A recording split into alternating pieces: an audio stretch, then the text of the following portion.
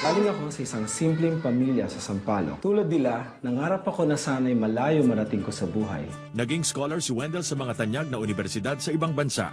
Kinilala rin ang husay ng kanya. Hi, Sir Wendell. Gandang umaga. Thanks very much. Okay. Sir Wendell, some of the questions that I'm going to ask will be like other side of your personality. Mga questions that you never expect people will ask you. Okay, so just share because you are a very interesting personality. I met a lot of UP students and UP graduates and even non-UP graduates who know you. Okay, so I felt that you are such a very interesting material for for my conversation with Sir Doods. Okay, so let's start with this. Why did you decide to study at UST? Where in fact immediately after that, you plunge into the University of the Philippines culture. First, because I was born in UST Hospital. I finished grade school in UST, finished high school in UST. And then my original course that I passed in UST was MedTech. Ang pinasa ko sa UP was political science. Oh. Diliman was so far away, you have to commute. Because I live 5 minutes away from UST, I only need to, it takes me only 30 minutes to go to school. Like if I 6:30, I can make it to the university at 7 o'clock. During those days, ligo ka lang naman tapos BS and it. So okay. for practical reasons, I was already there, grade school, high school, college, my comfort zone. Most of my friends went to pre-med. So that's why I took medtech during my first year. And then in the middle of my first year college, I was class president. I was very active in orgs. My grades were good. But I won a poetry contest, a university-wide poetry contest. And the judges were Palanca award-winning judges and teachers, especially the poet Ofelia Alcantara di Malanta, who said that you shouldn't be here in pre-med, you should be in arts and letters, where she was teaching at that time. So I struck a deal with the dean of pharmacy, medtech, and biochem that if I don't like arts and letters, I will go back, but give me a chance to try it for a year. And then the dean gave me an exam, and then they took me in for 1 year, and then I liked it there, so I decided I will not go back to pre-med anymore. Okay, so you shifted to AB journalism after a sem or after a year? After a year, kasi the contest was held in mga December, January of my second semester. Okay. And then the results were announced in March. So when the results announced in March, I didn't tell my parents, I didn't tell my classmates. On my own, I went to Arts and Letters and asked, I won this contest, can I transfer? And then they said, no, you can't, you have to take an exam. And then my advisor in MedTech got hold of it. She said, don't shift. We can make an arrangement in such a way that you can come back. Because at that time I was very active even in pre-med in different student activities. I was helping out in the students. I was liaison between faculty and students. I had many organizations. I was class president. So, but I decided I will shift. I went to UP right after college kasi may tampo ako sa UST. Oh, could you share that tampo? No, because what happened was I graduated with a degree, an AB in journalism. Yeah. And so if you compute the grades, my degree is Bachelor of Arts in Journalism. So you compute only the grades that are credited under the Bachelor of Arts in Journalism, the curriculum. And average, if you do that, is 1.68, which qualifies me for cum laude. Cum laude. But the administration at that time insisted that I should only be considered for cum laude if they consider all the courses taken in MedTech. My grades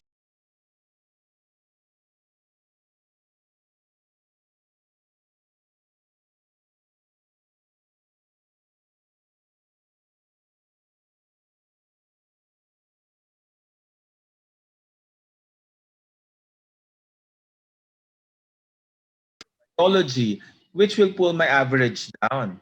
Yeah. So we sought the assistance of the Department of Education. At that time, the Commission on Higher Education was under the Department of Education, Culture and Sports. Mm. The secretary then, Lourdes Custodio, sided with me.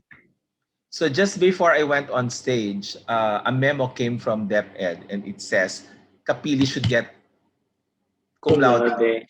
So at the very last minute, they gave me an award. They didn't call it cum laude. The dean called it Academic Distinction Award. Oh.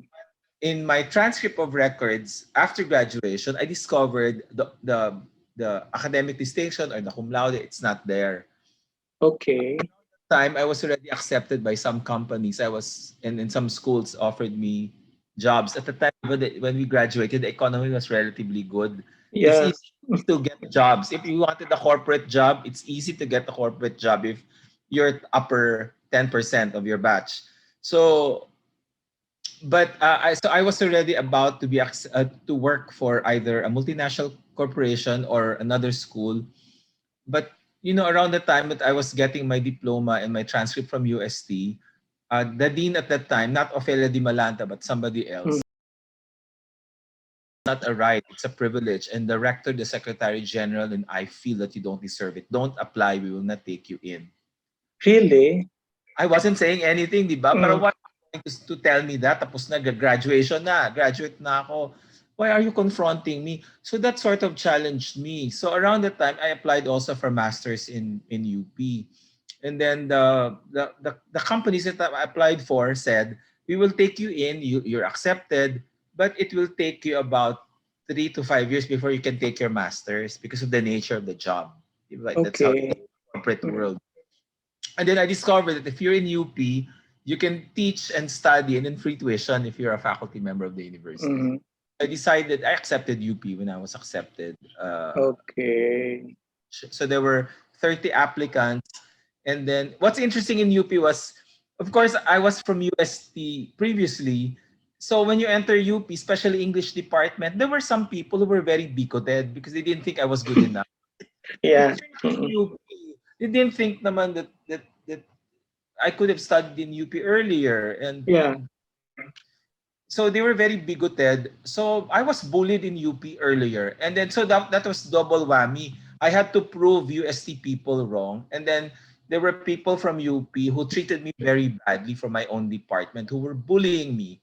And really? Yes, because they didn't think I was good enough. They didn't think I was bright. They didn't think I had promise. And every semester, somebody dies from the English department.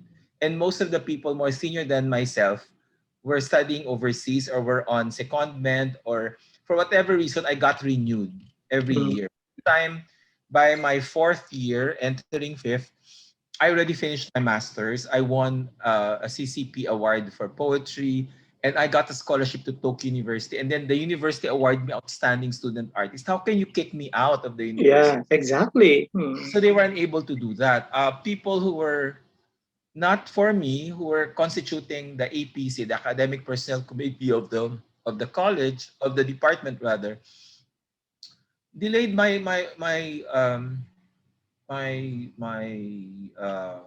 they actually delayed my tenure. I got tenured after 9.5 years. I entered UP 1998.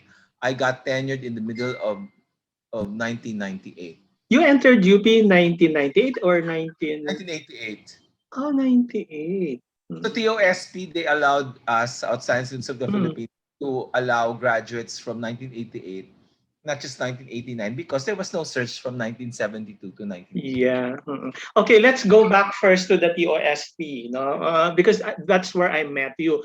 During that time, what I was feeling was like, we were like candidates for the Miss Universe, were quarantined, right? We were quarantined in Pised Hostel. We were in hotels, etc. And then I mean, the first person that I really noticed and the first person I knew then was you, because your personality was really shining, shimmering, and all like that. So everybody was expecting that you would make it in the top 10. What did you feel when you were not in the top 10?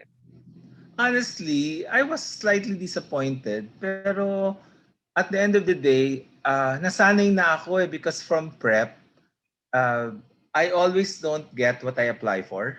Mhm.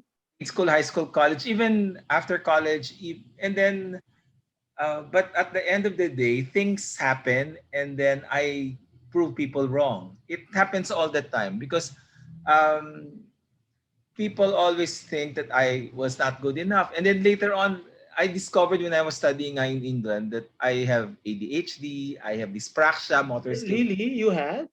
Mm. Yes, and I have problems reading, which is something close to dyslexia, but not quite. Mm. And then in the middle of my studies in Australia, I developed psoriasis. So I had to battle a series of conditions and illnesses throughout my life. And then on the side, you have people who think that you're not good enough. Wherever you go, there will always be people bullying you. Mm. There will always be people who will not believe in you.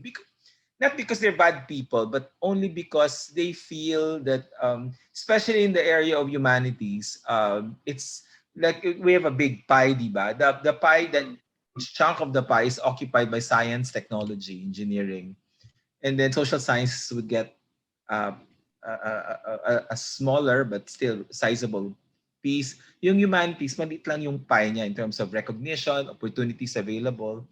And because the opportunities are available, people can be sometimes very vicious because it's very difficult to get scholarships when you're in the humanities. It's difficult to find opportunities to be recognized. So I understand where they're coming from, but I think I have family and friends and teachers who believed in me, and I had meaning and purpose early in life, that I knew that I wasn't going to live because I need to To prove accumulate, something. but I was there to be an instrument to encourage as many people as possible. And with that in mind, the recognition came later in any of those fields. Yeah. As a scholar or as a writer, or you ask around, I'm not the best writer around, I'm not the best teacher around, I'm not really bright, but everybody agrees that I am the most persistent, I'm the most diligent. There was one teacher of mine who told me, hindi ka naman magaling pero impress ako sa iyo kasi maabilidad ka, madiskarte. And you're very charming and May lovable. fire in the belly. I Mm. didn't think I was charming. In fact, the reason why I did those commercials at some point in my life was because I wanted to prove to myself na hindi ako ganun kapangit. So, parang, I was You very insecure. actually during the TOSP days, ang gwapo mo ha, in fairness. Oh, 'di I ba? didn't even think I was. You look like an artist talaga, na parang showbiz No, personality. I grew up not believing that I looked good in any way, and So what point at what point you felt na the UP community finally accepted the fact that you are the Wendell Capili? hindi naman ako ni Wendell. But I felt a lot of respect when I think first people started to recognize me when I studied in Tokyo University of Tokyo at University of Cambridge. And then instead of accepting PhD scholarships abroad, because I was on leave with pay for 3 years, I decided to honor my contract and come home. Mm. I earned my PhD overseas. Opportunities don't come every day, and at the back of my mind, I felt I should have gone for my PhD right away after my master's. I was accepted by 3 universities in England at that time and 2 universities in North America for my PhD. But my father advised me to come home because if you don't honor your contract, because after you are on leave with pay, you have to pay back. Yeah. It will affect your future appointments in government. It will tarnish your record as a professional. But you may not be able to get appointments to companies or in government because of that. It's very, very, very difficult actually. Mm. So when you were in University of Tokyo, then you moved to University of Cambridge, right? So how would you compare these two universities from the quality or kind of education that we have in the Philippines? Basically, in terms of quality of students, we have good students in the Philippines. Mhm. I think the big difference is that there is more support for education overseas. In the universities where I studied, in University of Tokyo, University of Cambridge, and Australian National University, when I entered the university, the students were given computers right away. Oh. Mm. The students were given computers right away, and we were given access to libraries 24/7, and then we were given allowance to attend conferences overseas. We were given opportunities to read papers locally and internationally. We were given opportunities to publish and to benchmark to be mentored also by professors from other universities. For instance, when I was a PhD scholar at the Australian National University, um, I was given 12,000 Australian dollars to do my field work. So that Really? I became a visiting scholar at University of Queensland, at the National University of Singapore, University of Melbourne, University of Sydney, University of Western Australia. I had access to their libraries. I was able to interview more than 100 people all over the world on the subject, on my research, which many years later won a National Book Award. Mm. And I think that book that my PhD dissertation released 3 books aside from the dissertation itself. 2 other books were published in Australia, and I think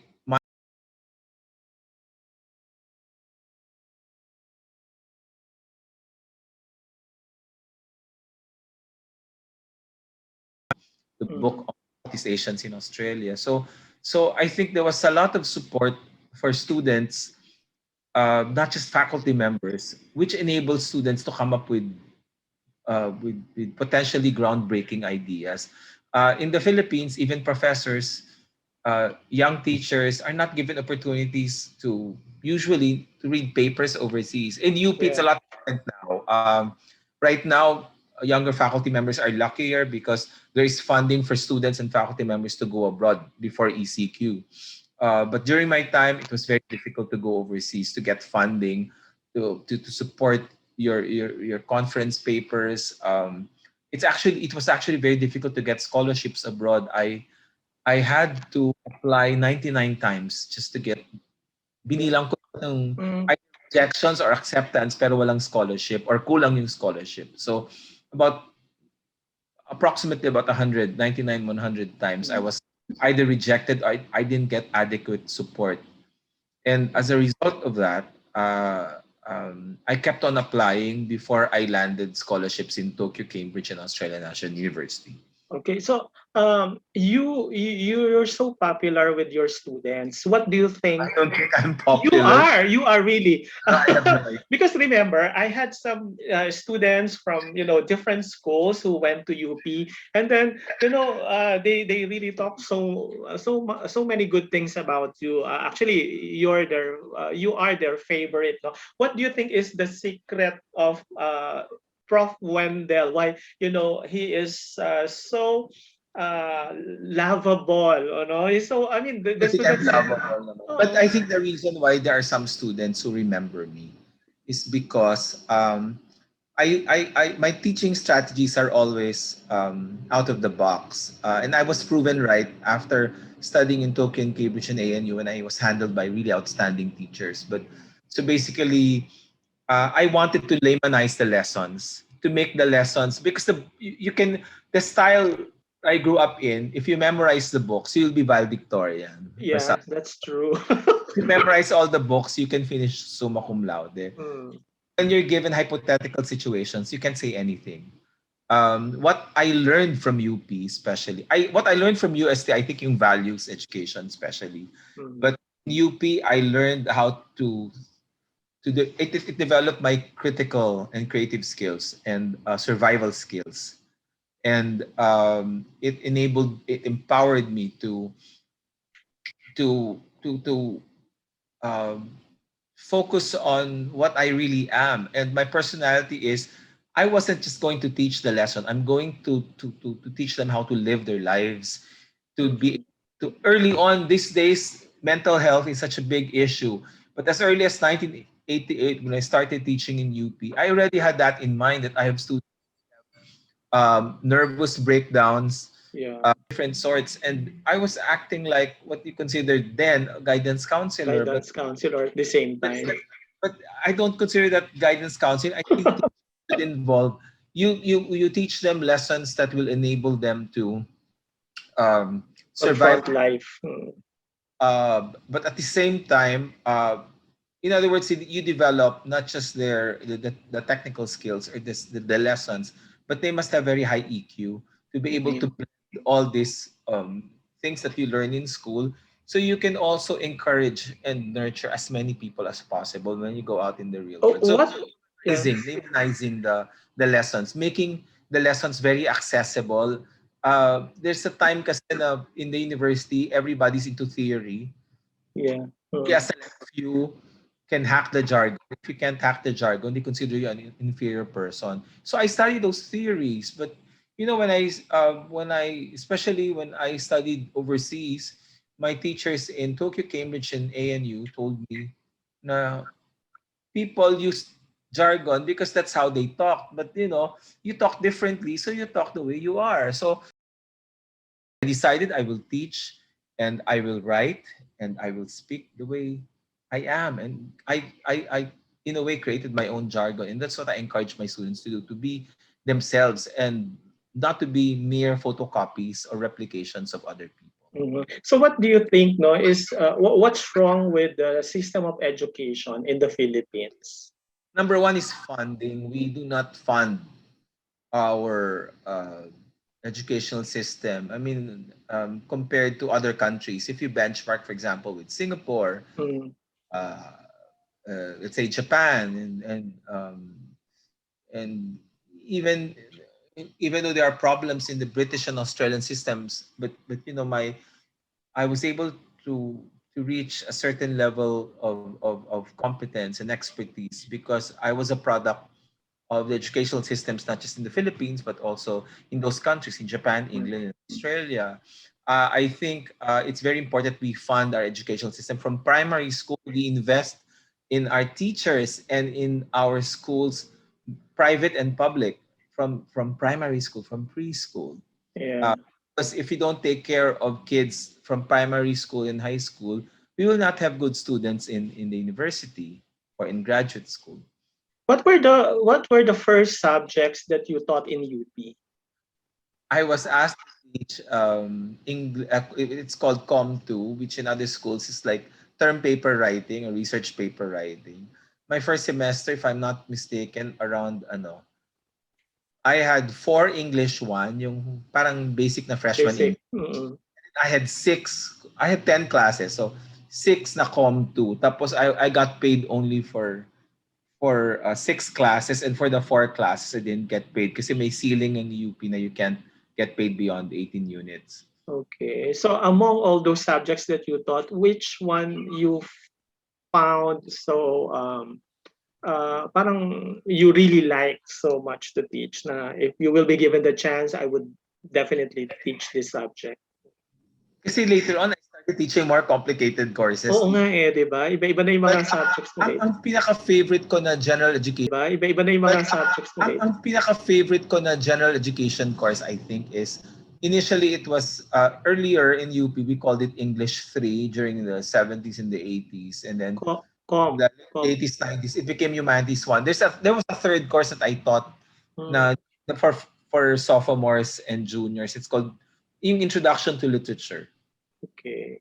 It's very difficult to teach freshman English because students are coming from different levels. In one class, you have somebody from Philippine Science High School or Xavier School. And then on the other hand, you have somebody from a high school in the far regions of the country. And I've seen students struggle and have really difficult problems. Right now, I'm having problems with students who live 7 mountains away from the city. Really? And they're on the verge of a breakdown, and you have to encourage them not to give up, because it's easy when your internet is a lot accessible, especially those people coming from really comfortable families. But students who come from very difficult backgrounds, even if we give them free computers and free Wi-Fi, there are really areas in the Philippines with very weak internet, intermittent. When was the first time that you were offered to assume a position in UP? From a mere professor, then who offered you and what position was that? I was program development associate. I wrote speeches and I did research and reports for the chancellor of UP Diliman in 1997 when I got back from Cambridge. The chancellor was Claro Laguno, and the president was Emil Javier, who was previously Department of Science and Technology secretary before he became president of the University of the Philippines. And then I was renewed by the next chancellor, Emerlinda Roman, as her program development associate under a new president, Francisco Nemenzo. And then by 2000, from 2000 to 2009, except 2004, 2007, the years I went to Australia for my PhD, I was actually Associate Dean of the College of Arts and Letters. So I think that's the other thing. When I became Associate Dean, people saw other sides to my personality because I helped raise 120 million to put up the Arts and Letters building. And people don't really think that people from arts and letters can do management of universities or raise funds and not get a single cent out of it, because they always, it's scary sometimes in government. There are always chismes about corruption or malversation of funds. And early on, my father and my mother taught me about being honest and just giving back to the university that took care of you and giving back to your country. So when I look back, kung tutusin, abunado pa ako in terms of NPA time. Yung health, I stopped going to the gym. I started becoming really pangit when I became administrator. Kasi before I used to work out in the gym 4 times a week. I used to jog 4 times a week. Tapos I wasn't too stressed out. I was just teaching and I have time to go out in coffee shops every night. I can't do those things anymore because there's plenty of work since 97 to 99, not so much, but 2000 onward when I became associate dean, and then in 2009 I became I became associate dean to 3 deans. Emeritus Professor Rosario Torres Yu, National Artist Emeritus Professor Virgilio Almario, and Emeritus Professor Elena Rivera Mirano for 3 months. And then I became Assistant Vice President to 5 Vice Presidents and 3 Presidents of the University of the Philippines. So President Emerlinda Roman, I became her AVP for Public Affairs under 2 VPs, Emeritus Professor Cristina Pantoja Hidalgo and Isabelita Reyes.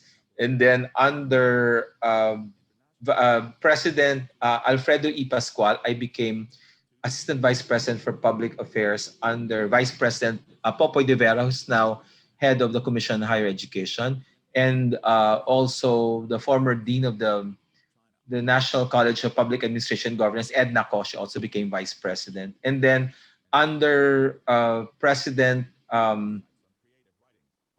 6 vice presidents pala. Under President Danilo L. Concepcion, the current president, I served as Assistant Vice President for Public Affairs to Emeritus Professor Butch Delisay and Dean of the College of Mass Communication, Vice President Elena E. Pernia. So I served 5 presidents, 3 deans, 2 chancellors, and 6 vice presidents. You don't see yourself becoming the future president? No. I think essentially I know my limitations. I'm really a teacher. And the administrative positions, I accept insofar as I can be an instrument to help the university or to share my skills with as many people as possible in the university. But I don't see myself aiming for this or that position because I feel that essentially I'm a teacher and I'm a researcher. But what if they will offer you the position?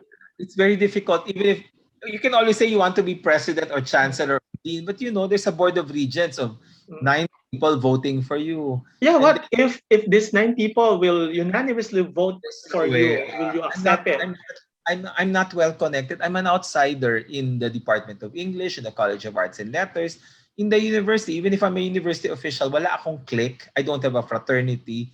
I don't have an organization backing me up. I don't have a coterie, group of colleagues na barkada talaga. I have friends, but not friends from one major group, but they're friends because they're friends from different persuasions, different departments, but they're not collectively. So is They, it necessary for you to be, put syempre, you need into the people to push position? for you to work for your Mm. promotion or for your you- uh, being, because the president of the University of the Philippines is being selected by the president of the Philippines. Yeah. I Mm. don't see myself being in a position where I will be either acknowledged or being able to work with the president of the Philippines or with people from Congress and Senate, not because I can't, but because essentially I'm a teacher. I Mm. think I know what makes me happy, and teaching really makes me happy. Yeah. That though But I'm assistant vice president for public affairs for the past 12 years, um, I always teach every semester, even during summer and mid-year. mm, Because I feel that this is my vocation, this is my calling, this is my sense of mission, basically. That all these positions, all these awards, all these prizes, all these publications are mm, not if you cannot be an instrument to encourage students, especially those who need it most. People from the regions, people from the provinces, people from displaced families, people with financial, emotional, or physical difficulties. I cannot solve the problems of the world, but I can encourage students who enter my classes. okay. At least One of the things that your students fondly remember about you is that you are very good in memorizing their names. I mean, according to them, I mean, you know your students. I mean, you know their names. Once you meet them, I mean, you could recognize them. How do you do that? I mean, not everybody could do that, you know. Mm. actually right now, I can't remember them unless they're in my class. But I was told that when they were testing my learning disabilities, they said that because I wasn't traditionally smart, I cannot understand ideas very easily. My way of making up is historically charting people. Like I know people by association. Para kung my mind works like a Google search engine, apparently. So if you mention, if I ask everybody's high school, I remember who you are. Or Okay, that's it. so it's a very strange condition, but it's my way of coping the But that's good, yeah. And difficulty. amazing. So How about the awards, no? Because you have, a long list of awards, no? I'm just curious to know, do you have a specific area in your house where you put all your accolades, your trophies, your plaques, and all? I mean, where do you nasunog put na all siya. them? Nasunog Really? na siya lahat. Yes, the faculty center burned in 2016. My office contained my original diplomas in Tokyo, Cambridge, Australian National University, the Palanca Award, the Gawad CCP, the British Council Fellowship, the Mombusha Scholarship, So uh, everything was there? just everything is there. Kasi Oh I my don't keep gosh. them at home because you're in the office almost, you're in Yeah. 8 to 10 hours a day, Mm. sometimes 12 hours a What day. was the feeling when they were all burnt? I felt really sad, um, but although I was sad, compared to other people, I think I was able to cope a little more easily because, fortunately, I wasn't in UP 24/7 for most of my adult life. Mm. I was lucky to have been in and out of UP. Like I went to Tokyo, I went to Cambridge, went to Australia. Yeah.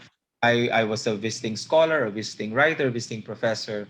I returned to England, returned to Australia, returned to Japan, went to Korea, went to Malaysia, Thailand, Singapore, went to America. So etc., etc. So I was able to see the world and realize that that intrinsically the meaning and purpose of life is just for you to be an instrument to encourage, inspire, teach a lot of people.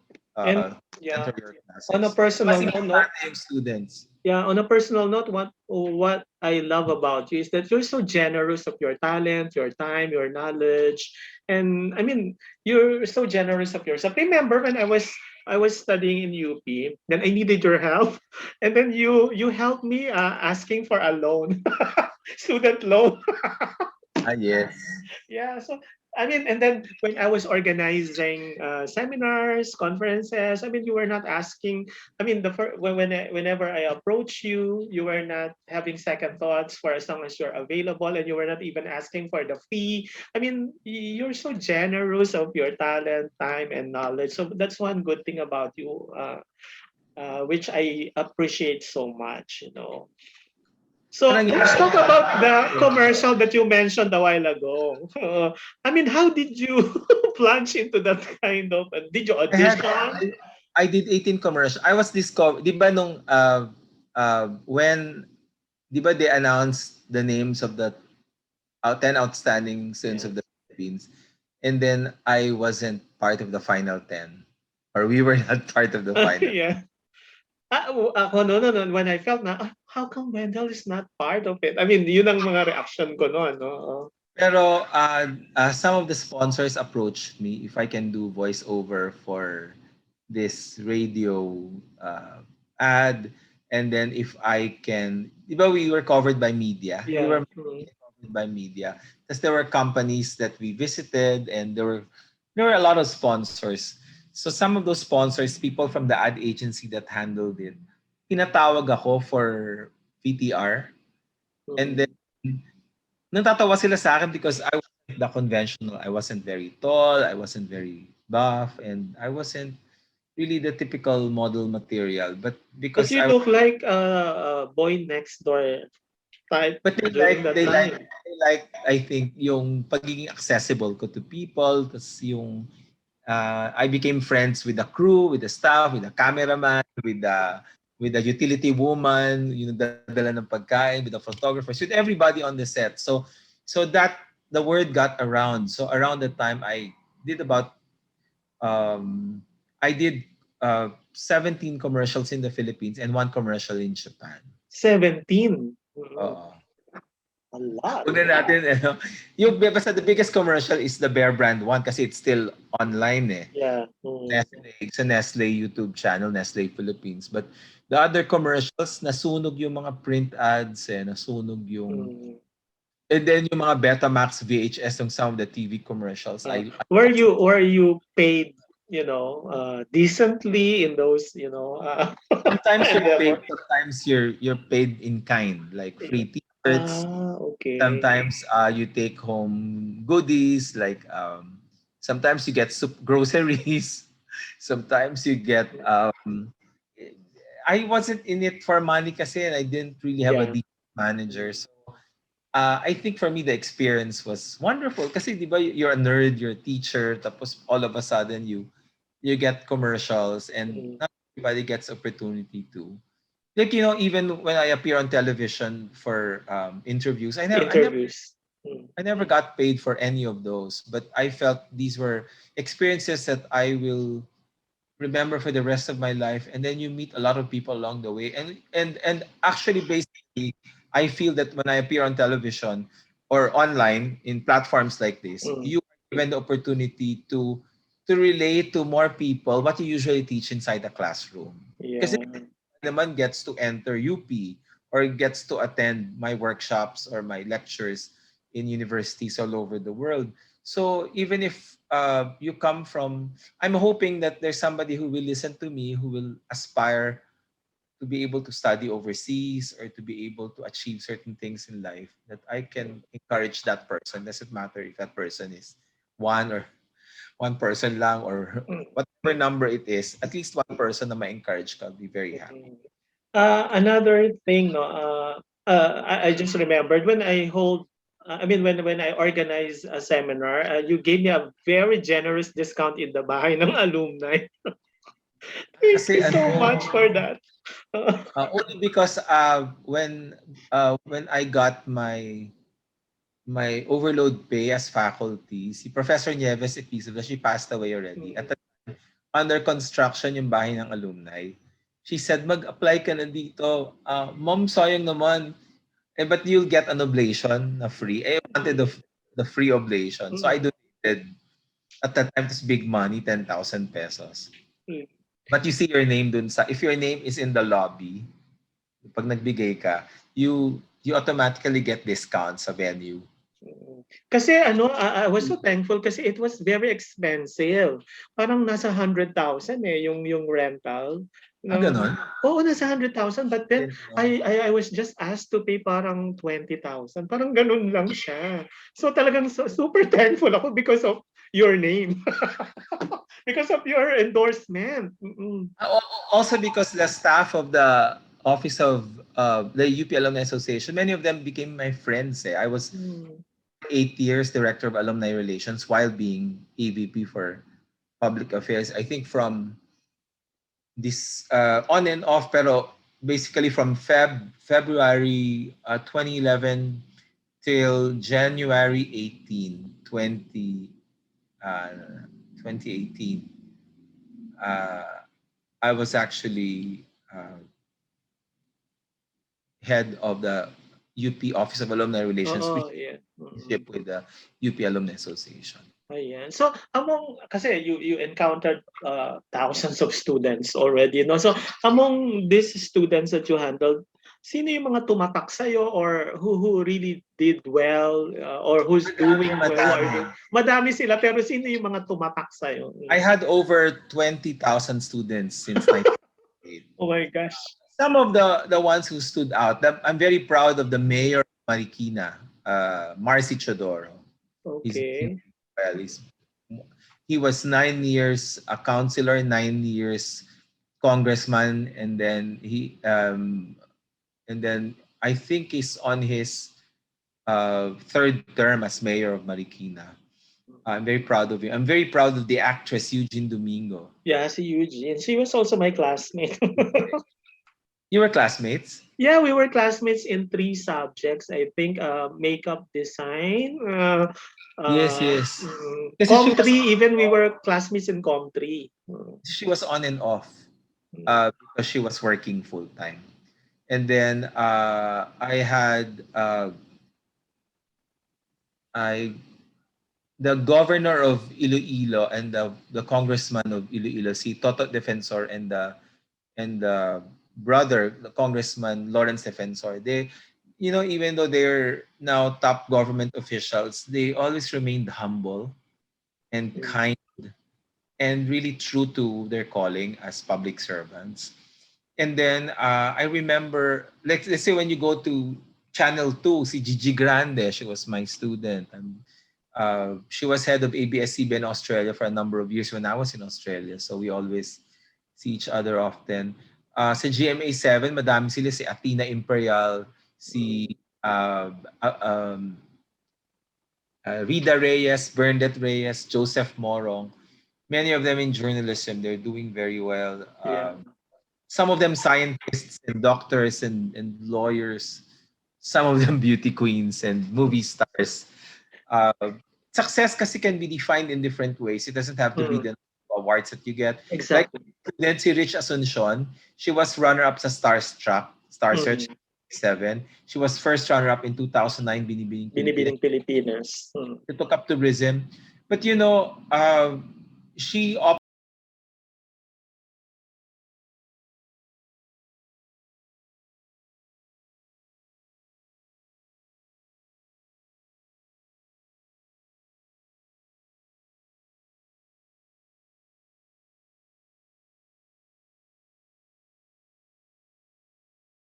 taking care of her husband. And she didn't have to be a superstar to be successful.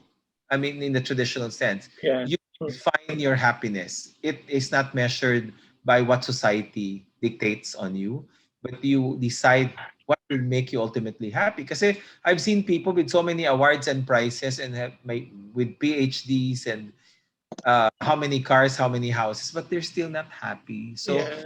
I want my students, I hope that my students will realize that you decide what makes you happy. And these are students that I'm proud of because um, they're successful professionally, but most importantly, they're also happy people in the lives they've chosen in their personal lives.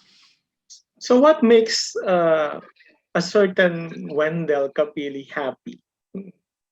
I think when the little things that you do can make a big difference in the life of a person. For example, at the height of ECQ, there were students who did not have sanitary napkins in the dorms.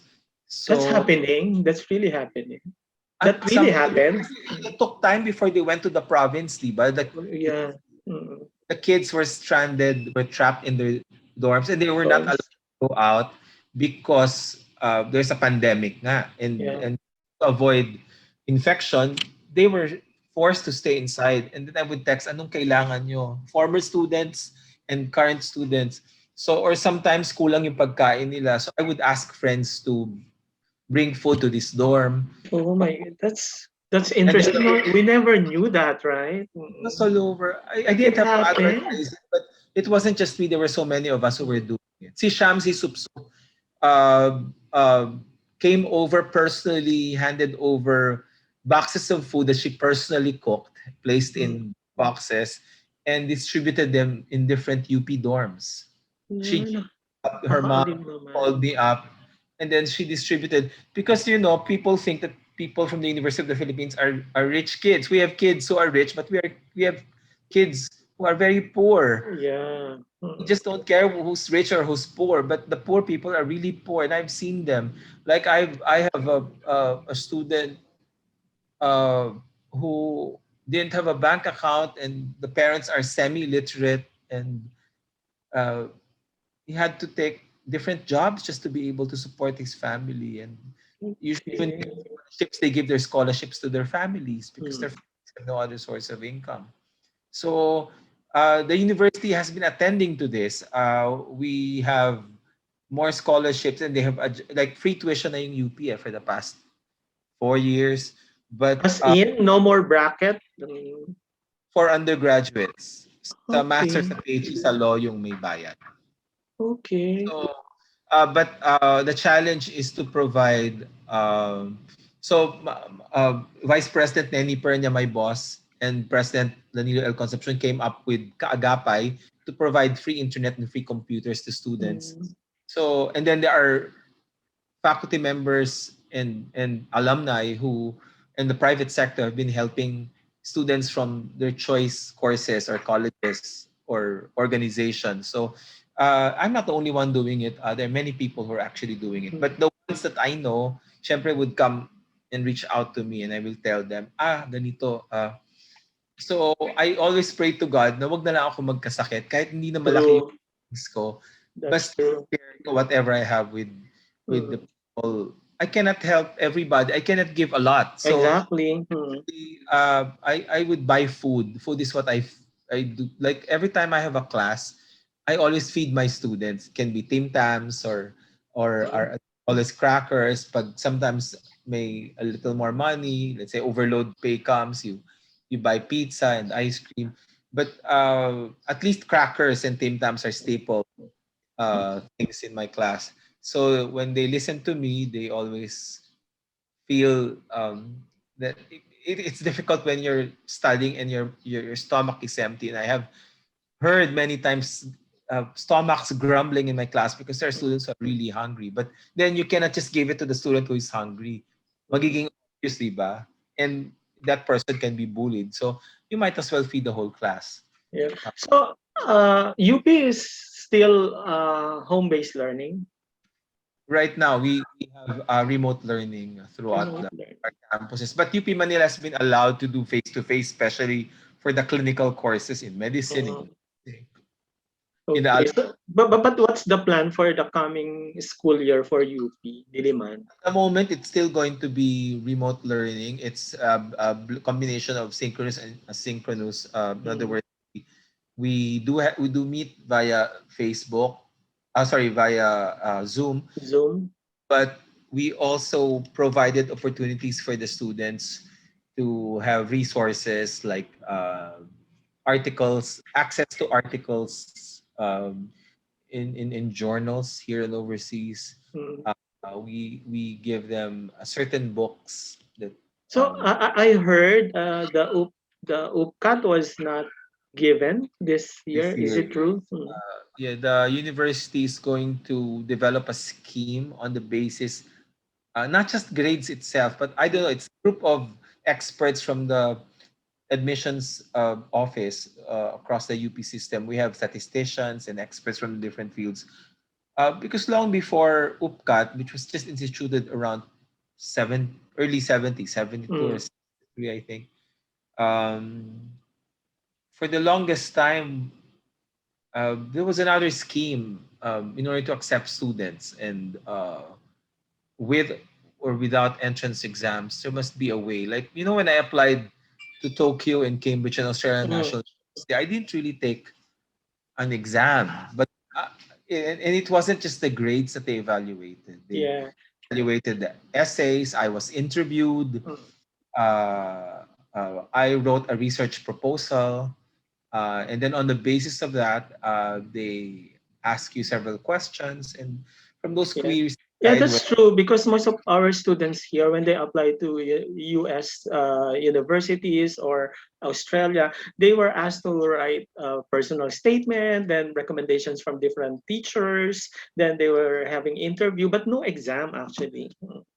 But and you can universities can see through fakeness, whether you embellished your CV or your statement is not very sincere, or you ask somebody else to do Yeah, your statement. exactly. There are parameters. There are ways to determine whether So you that could. is what UP now is doing. They're Yes, gearing towards that kind of, selection. there is a pandemic, Admission. so I mean, was there any difficulty transitioning from, face to face to home based learning I in think at least in the context of UP, I see. think a lot of we had a difficult time, most faculty members, because number one is internet in the Philippines is very expensive. Quality internet, it's Yeah. very intermittent even if you pay for internet. So that's a big problem. Like even faculty members who actually have problems having access, and then students for that matter. And then not everybody has a computer, and that has been partly solved. We try to reach out to as many students to give Mm. the computers and internet to people who need it most. And if there are students who are unable to receive, there are alumni organizations that actually Mm. provide free Yeah, internet. sir, in terms of monitoring, how do you monitor if the teacher or if the professor is really conducting classes or not? Mm. Oh, we're very strict because we have course packs. We have to submit in the beginning of the semester a course pack and resource materials. What you're, especially in the English department, we're very strict. We develop a scheme where every week the books that you're going to use, the questions that you're going to raise, and the learning outcomes will have to be amplified a little more. We've been doing it all these years, but we have to do it earlier in the semester, the more detailed version. So you Mhm. monitored by the department, and it's being done all over the country, and it's because across the UP system, because we feel that we shouldn't compromise quality education. Yeah. So even the enrollment procedure is done online. Okay. So no more, no more physical presence in the university when they enroll. It's not allowed for the moment because we are always careful about safety. So it's a different feeling Faculty. for incoming freshmen. So they Yes. never You get don't. the feel of the UP Yes. environment. It's very difficult actually. I think the reason why I didn't have difficulty the way many faculty members experience is because we were already doing blended learning. We Blended learning. even when I was studying in Tokyo, Cambridge, and Australian National University, we had access to all to journals here and overseas. We had lessons. We didn't have to attend classes every day, Yeah. and there were assignments that were given to us online, and we were given classes. I was able to attend several classes actually when I Yeah. was overseas, classes on computers and computing, and let's say yung sa PowerPoint, yung Mhm. in 2004, sorry, as early as the late 90s to early 2000s, I was already doing PowerPoint. I was already using a Mac as early as 1995. At Okay. it was it was Pentium, Yeah. Mhm. diba? Tapos yung mga medyo low tech pa tayo masyado Mm. that time. It took time before tayo nakahabol. So I was very lucky to have transitioned early. So when this happened, I wasn't too shocked. Yeah. Yeah, same here dun sa current school ko. Kasi we've been doing parang hybrid learning, uh, more parang there was no effect nung nagkaroon ng pandemic. No, yung transition kasi is very smooth na that because we've been doing that. We've been using Google Classroom, mga Zoom, so parang hindi na siya ganun kahirap, no. So, yung theater, dula ang UP, the theater culture in UP. What's the situation right now? Now students are taking classes online. We don't have live theater. We don't have face-to-face theater classes or theater performances. Everything. Are they doing like virtual theater performances? Walang There ganun. are performances being done online via Okay. Zoom especially, or they're doing reruns of past plays of Dulang. Mm. It's not the same anymore. Yeah. So, about the books, no? Among the books that you've written, which one do you consider as the closest to your heart? I know they're all your, masterpieces, no? But then there's a specific book that, The seventh book, the last one, the one I published in why? 2016. It's kasi I felt I was being taken seriously as a scholar by more people. It won the Okay.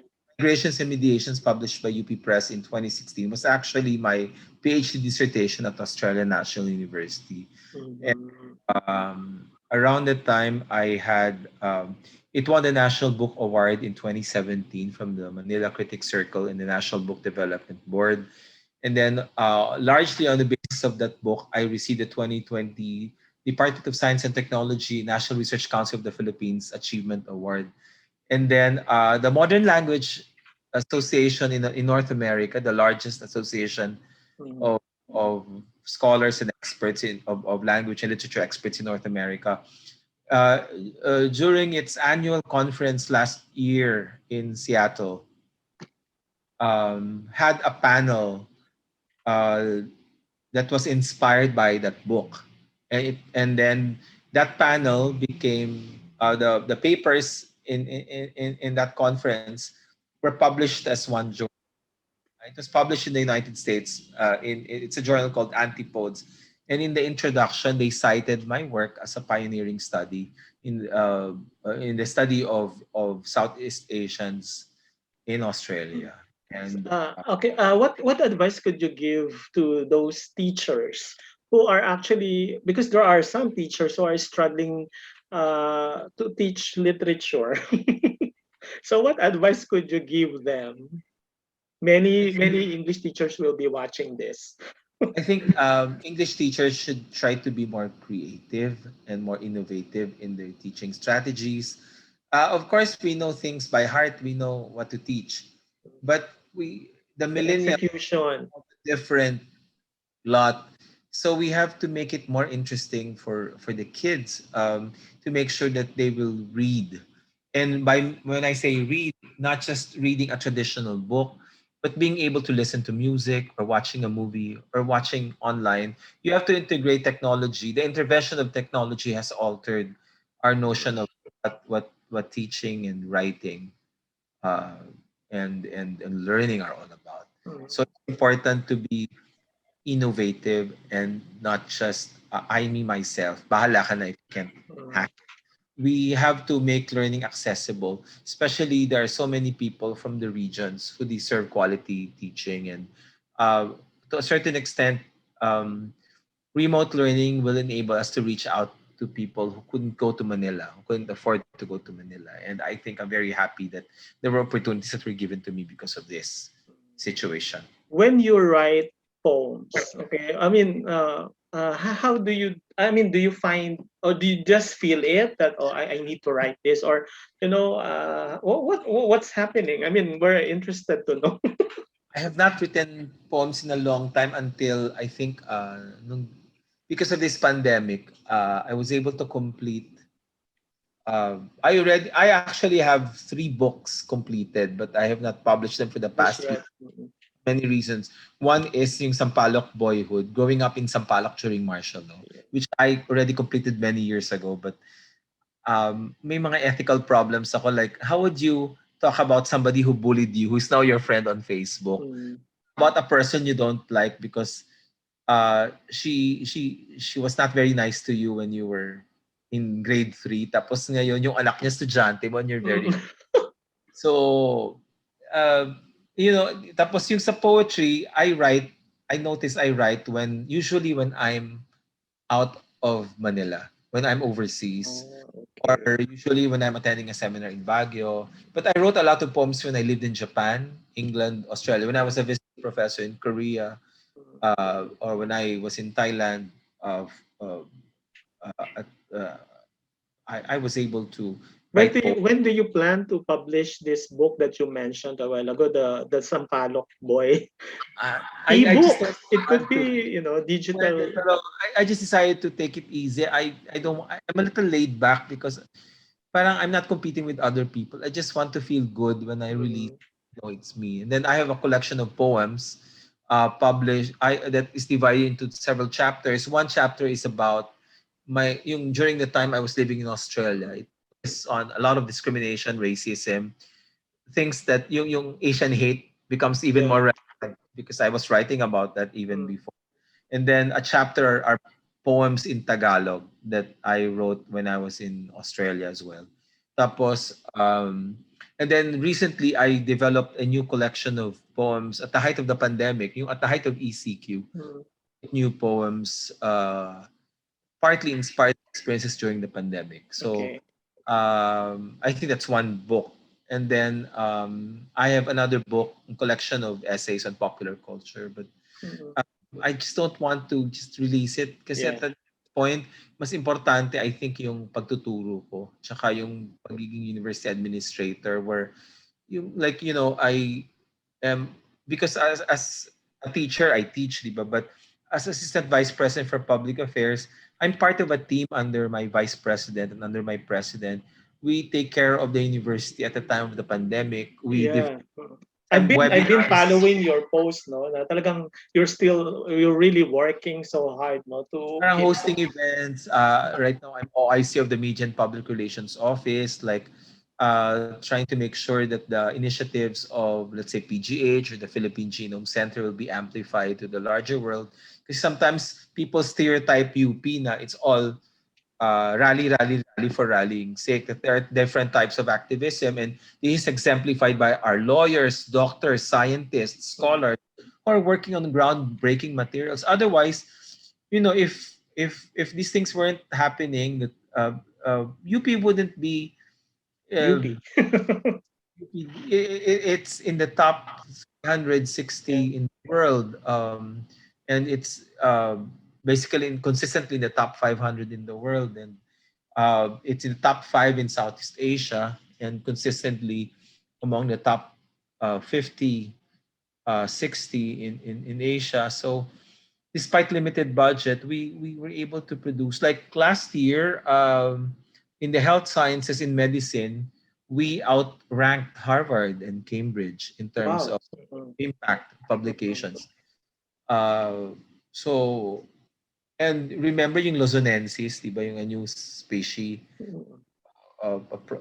was discovered in Callao Caves in Cagayan. by my schoolmate Mandy Mijares from Australian National University, but teaching in the UP Archaeological Studies program. Parang the environment in the university propels you into uh, creating something different, to think outside the box and to challenge what is in the box. Okay. So how long do you see yourself working with UP? Um, Hopefully until retirement. I've been Until you're teaching for 33 years. I will retire in 10, 11 years. 10 years. mm, I'll retire in 10 years. So I'll turn 65 in 10 years. Asst. So I will, How old are you now, Wendell? I'm 54. I'm turning 55 in October. Okay. So I've been teaching in UP for 33 years. Yeah, and what do you intend to do after retiring from UP? I think I'll be writing more and maybe teaching on the side if uh, uh, maybe delivering lectures in conferences. Right now, like this year, I'll be very busy. I just delivered sa national conference ng National Research Council of the Philippines. I gave a talk on cultural industries. Sa June, I'll be in a national conference on the teaching of Filipino as a global language, sponsored by UST. I have one lecture coming up, wala pang on teaching athletes how to write, and also writing for PUP. And then later this year, I have another conference, an international conference, University of Hawaii at Hilo.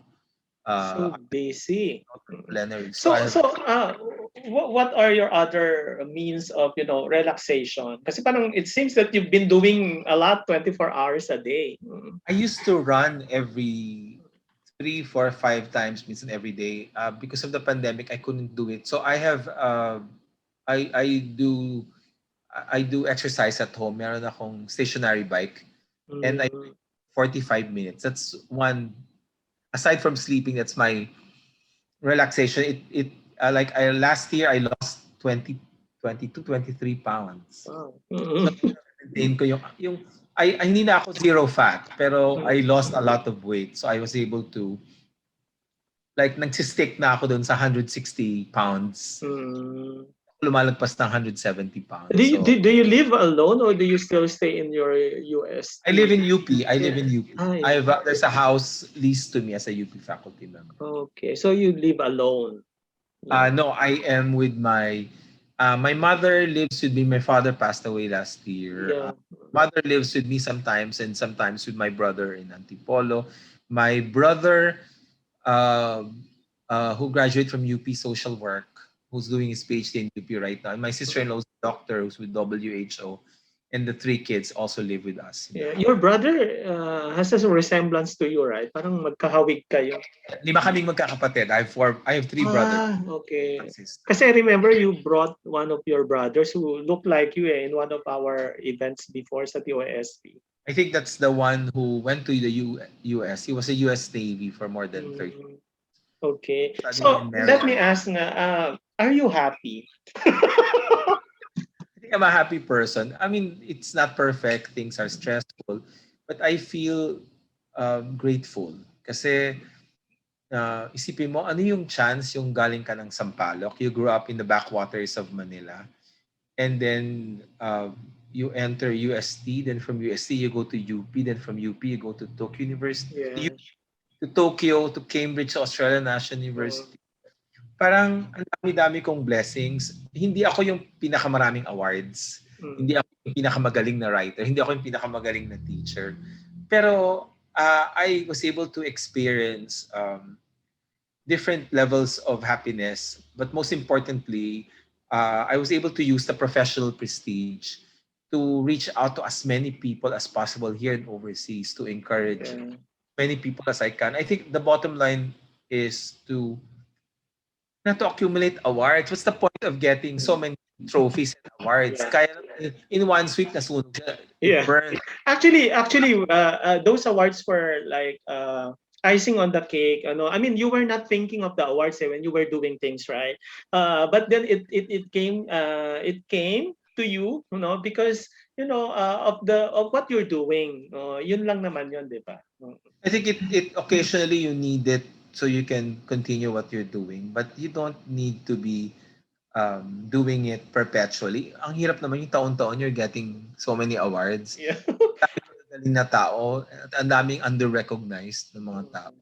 And with so many people out there who are working very hard, who are just as hardworking as you are, who are teaching, writing, doing research, but they never had the opportunities that I have. I have to be very grateful. Yeah, that's true. Like, to be able to travel to different countries, to be able to get all these awards and fellowships, and be able to teach in a university where you have students from Luzon, Visayas, and Mindanao.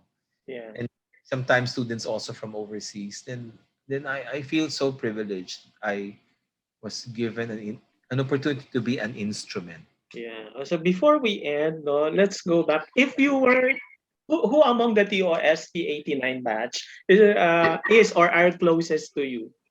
Eh di syempre ikaw, si Bernie Fortuno, di ba we always see the late Peter Blair Agustin. Yeah. I remember so much because he was the one who would put us together. Yeah.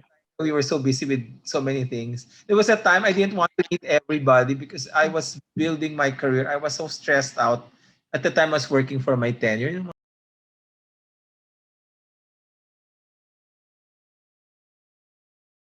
Because I just didn't have the time because at that time I was preparing for my MA thesis. It was very difficult.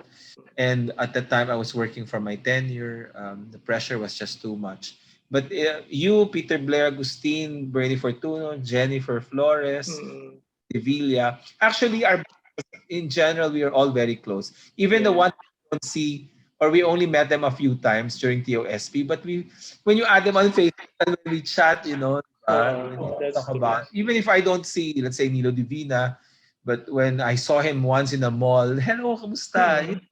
There's always a kind of, the batch was very, except that Blair was always connecting all of us, you, me, Bernie Fortuno, Jennifer Flores.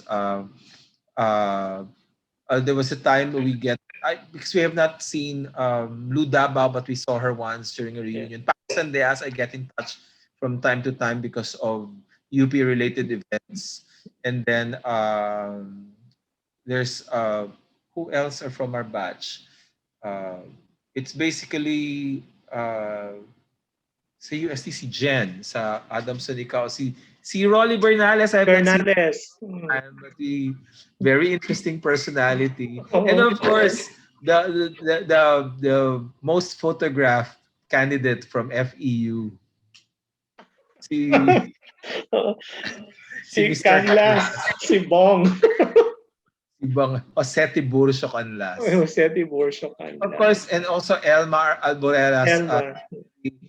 Very spiritual, very Glenn. How about Glenn? And Glenn Salgado, yes, I have not seen him in a long time. The last time I saw him was maybe 5 years ago ba yung magkakasama tayo sa Manila. Talaga? Ang tagal na. Tagal na. Kasi Raymond, it's online, but Raymond's niece became my student a few years ago. And then, really? Yes, and then I also know the brothers. The brothers are also my friends. So it's just that around that time that the mother passed away, I was in Hong Kong. How about Doc Joffy? Joffy and Wewe Bautista. Noel Bautista's daughter, Therese, is one of the best friends of my niece. So, when I was jogging, nakita ko si Noel. And then we call him Wewe sa UST. Anong ginagawa mo sa labas ng bahay namin? Yung daughter pala niya, barkada ng anak ng brother ko. So kasi the doctors are very busy. Yeah. Rex Fernandez, I saw him once in was it Rex Hymalin? Yeah, Rex Hymalin. Yeah, but most of the time on Facebook. And then who's the one from San Carlos? I and then there's one from Don Bosco, and then I don't know what happened to the one from Nueva Vizcaya. Allen Codamon. Oo, si Allen. We have no contact. And Marian Asibar from Aklan. Asibar, yeah. Seen her. But si Elma kasi is very active and very dynamic. And when there's opportunity, she always connects everybody. So you and Bong and Blair and Bernie. Bernie's son became my student. Really? Yeah. Oh. Sabi ko, I know everything about your mother. What do you want to talk about? So, And may itsura yung anak ni Burns, di ba? Ni Bernie. they're very kind, very smart. Member of the UP swimming team. Okay. What do you want me to tell you about your mother? Okay. So, interesting. So the TOSP batch, I think our batch, and then just a few weeks ago, I reconnected with Lulu Corpus, the official of RFM who was assigned. Yeah. Because she resigned a few years after our batch, or just a year or two after our batch. I think she worked elsewhere. I thanked her for organizing because she was the brains behind. Of course, the company, the family that supported TOSP had that as a brainchild. But in the case of Lulu, she was the person who was really, she appointed Iris and Jomar to handle it. So I thanked her for organizing, and because I said I developed lifelong deep friendships with my batchmates in TOSP because of the way you handled it. And although I'm not sure how succeeding batches were handled. Actually, merong mga juniors. May junior na, may co-teacher ako ngayon na he's from Dumaguete. Pero recently na lang siya eh. Pero iba yung selection process nila eh, di ba? Parang they choose 10 every region or every area. So parang ang dami-dami. Unlike sa atin kasi, the whole Philippines, they chose the 31. Di ba parang gano'n? Ngayon kasi parang... alam mo, that feel ko, I was the number 31. Hindi ah. Also, kasi I graduated in 1988. Eh. They considered me kasi my teacher in UST, the dean, Ofelia Alcantara di Malanta, who Ma'am Ofi. si Ma'am Ofi, was the one who nominated me. Sabi ko, ako graduate 89, 88, edi kung makapasok ka, edi pasok ka. So, there's no harm in trying. But at the time, I was already studying and teaching in UP. So it was very complicated whether I was going to represent UP or UST. Or UST. Kasi I was already a student of UP. Yeah, but UST. Kasi di ba, yung as a student eh.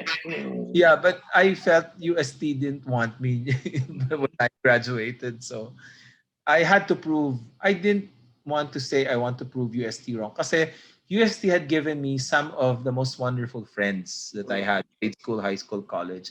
I had the most wonderful teachers. And I'm very lucky that my teachers in UST elementary, high school, and in college, both in my pre-med and in arts and letters, I had really good teachers. Si Ma'am Ofi ba? Did she teach in UP? No, but she was given a fellowship by UP to deliver. Kasi there was this professor na from UST siya na naging prof ko eh. Sa MA. Parang si Ma'am Ofi. Hindi, baka Cristina Pantoja Hidalgo. Oo, yata. I forgot na. Also, Ofi delivered public lectures in UP. Fellow, as a national fellow of the Institute of Creative Writing. Okay. I think I'm a happy person because I can see that I have been given the opportunity to be an instrument. So eto na, patapos na tayo. I mean, okay ka lang being alone, single? Yes, I don't, kasi when I was younger, I thought I was going to be a priest. I actually, in college, while taking up college in UST, I was actually receiving formation. I did philosophy. Okay. I had 6 years of philosophy and 6 years of Spanish and 2 years of 6 years of Latin and 2 years of Greek. I was actually so I thought I was going to be a priest, or I was going to be in a kind of medyo secular but drawn towards doing pastoral duties. When I went to UP, I saw that was my vocation, not to be a priest or to be a pastor, but to be an instrument to take care of. Kasi it's like, you know, if I have a partner or if I have a family, if I have kids, I will not be able to take care of my students. The ones Yeah. na The parang way you do it right now. a student slashes her wrist, takbo ako sa dorm niya and isusunod ko siya sa ospital.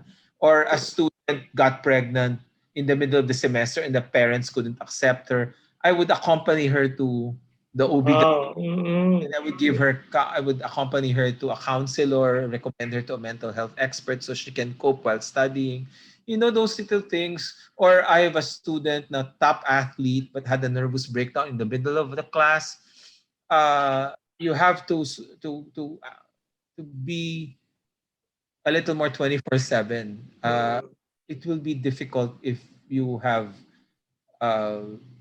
although I have a family, like I still live with I'm always with my parents. My father passed away. And although for about 8 years, when I was living overseas, I was alone. But even there, I was focusing on my studies. I didn't feel alone because I felt that I have a sense of mission. And the sense of mission is greater than everything else. I felt life is too short.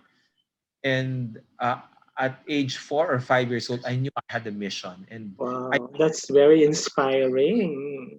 so I never felt alone, and I never felt. I get tired sometimes, but when I feel down or depressed or sad because of certain things, especially when I was younger, I always count my blessings. There are many people out there who couldn't even go to school now, who couldn't even eat proper meals. Tapos here you are, parang at this point in my life, I have no right to gripe, to complain, to be bitter. Kasi ang daming blessings. Blessings, yeah. And the number of people that I met in my lifetime in so many countries around the world. Yeah. I have a friend, you know. So these things I will always take with me when I grow old and I look back. That you were given those opportunities. I had an amazing run as a teacher, as a writer, as a student, as a person. I've been very, very lucky. Why do you keep two? Is it two only or three Facebook accounts? Instagrams. Kasi nga, I had over 20,000 students. Okay, that's why. Facebook has a maximum of 5,000. Yeah, that's I can't why. have naman Facebook fans. So the first account, most of them were my students, yung mga batch natin sa TOSP, classmates, grade school, high school, college. And then my students during my first 5 years of teaching. The second account will be my students during the 1990s. Ang galing, ano? And then the third account is 21st century. Yan na yung mga millennials. Kaya naiinis ako when, hindi naman inis in a bad way, but I would explain to people, ano ba kayo inuubos niyo yung slot? Kasi gusto niyo doon kayo sa tatlong account. So how do you manage to juggle from one account to another? Sa phone mo? Paano siya? I have a dual SIM here and I have one here. And okay. I don't course. I don't really. But what I actually do is at the end of the day before I sleep, you check. I check. I greet everybody happy birthday. Wow. I have a personal birthday list. Tapos binamatch ko kasi minsan hindi naman pinopost on Facebook na birthday nila. So greet somebody happy birthday. Usually minsan 3, minsan 20, minsan 30. Galing. You greet people and then along the way you find people whose family members or friends passed on, somebody passed this or that. Yeah. You congratulate. It's very difficult, especially today because of COVID-19. We lose a lot of people every day. Parang we lost a lot of people, but I try my best to be as optimistic because I feel I'm an instrument to bring out positivity. So I try to recharge. After I do my stationary bike for 45 minutes to 1 hour every day, I feel energized and I'm ready to sleep. And the next day, I'm ready for the challenge of the next day. So what is your message to the UP community?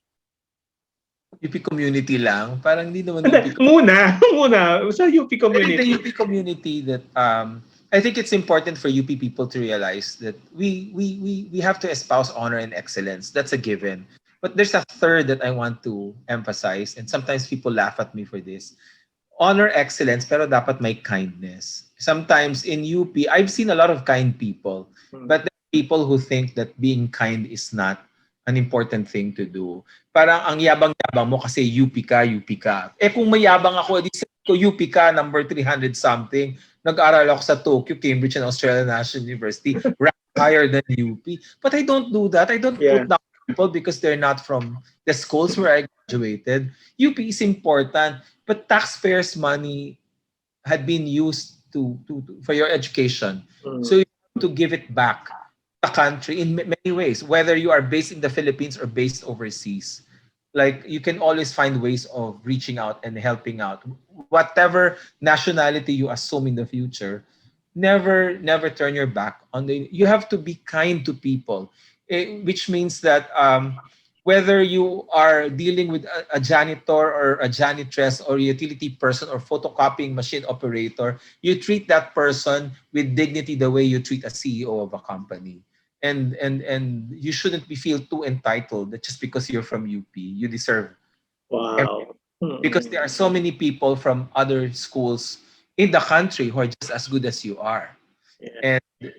And yet they don't feel too entitled. So you should genuinely espouse the twin values of honor and excellence, but you should also be kind, because that's what many people in the university would sometimes lack. Oh, how about the outside UP community now? All over the world. I think we're dealing with this pandemic, so we have to practice the necessary protocols. But most importantly, we have to be more sensitive. The pandemic had made us realize that life is really very short. That being bitchy and being mean and stepping on other people's toes, that's all passé. If you're still bitching and stepping on other people's toes and being greedy and you're all I, me, myself, then you don't belong to exist in this world. You have to be generous. You have to be kind. You have to find meaning and purpose in your life so you can transform the lives of people around you. You can't just be happy having all the comforts in life in your home, and when you go out, you see so many people suffering. You will not be happy when it's all I, me, myself. You will only be happy if you see yourself as an instrument to encourage and nurture as many people as possible. Well said. And last, to your TOSP friends, they will be watching. My TOSP friends who may be watching after this is aired. I am hopeful that in the future we'll be able to see each other. I'm very grateful for the decades of friendship. We have been friends for over 30 years. 1989. 32 years. Yeah. You cannot throw away those years of friendship. And we already have one friend who passed on, Blair. And I think Blair has given us a few lessons in life that it's good that we continue to support each other. What I like about our batch is that regardless of who made the top 10, syempre, we are disappointed if we don't make the 10. Pero we don't feel bad for the top 10. Yeah, exactly. We're happy for them. We supported them and they became our friends. Yeah, that's true. So, hindi natin ninakaw yung costume nila or tinago yung sapato sa backstage. And until now, we continue to be really friends. We're like family. Like now we rally behind each other when that other person needs a little more. And I am hopeful that can be replicated in succeeding TOSP batches and in many places as well. Basically, we are not perfect. We have defects, but we have to realize that we can't just be myself. Kailangan you have to find meaning and purpose in life to make things a little more worthwhile. Yeah. You know what, Sir Wendell, I'm so thankful because I know how busy you are, but then you still find time to, spare it for me. Thank you so much. I do appreciate it. Maraming salamat. Congratulations for training Miss Asia. Miss Grand in Correct. So later I'll say goodbye.